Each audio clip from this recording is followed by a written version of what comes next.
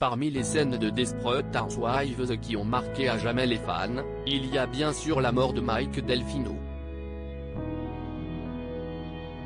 Mais si les téléspectateurs ont été profondément attristés par son décès brutal, l'interprète du personnage, James Denton, s'est au contraire frotté les mains. Encore aujourd'hui, Desperate Housewives fait partie des séries télévisées les plus populaires du petit écran.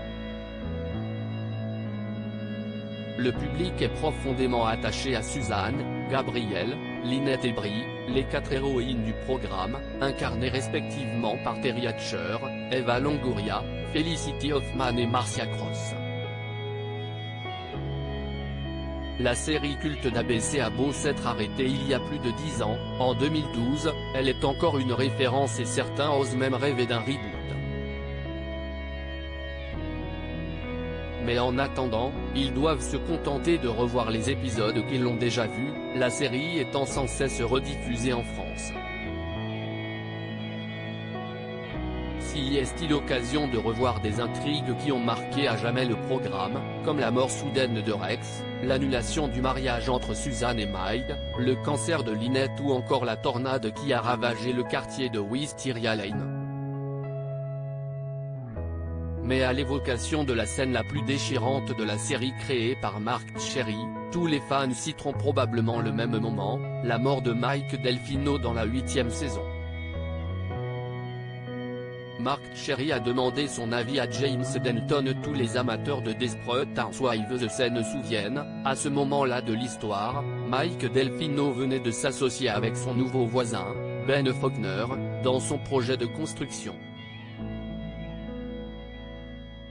Très vite, il avait appris que ce dernier avait emprunté de l'argent à un usurier malhonnête du nom de Donny. Voulant défendre son ami, il s'était mis à dos le malfrat, qu'il avait abattu d'un coup de fusil sur le perron de sa maison, quelques jours plus tard, laissant Suzanne et leur fils MJ inconsolables. Mais si cette mort a brisé le cœur des adeptes de la série, elle a au contraire fait le bonheur de l'interprète de Mike, James Denton.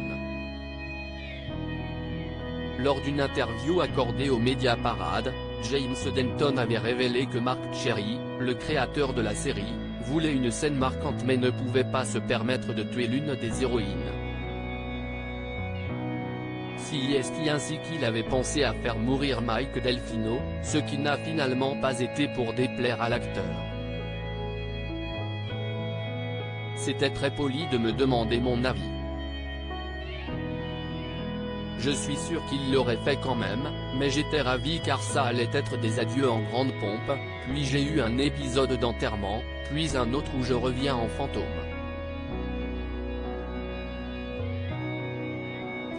J'ai fait une sortie fracassante, littéralement, a confié l'intéressé, qui n'aurait donc pas pu rêver d'un meilleur départ de la série.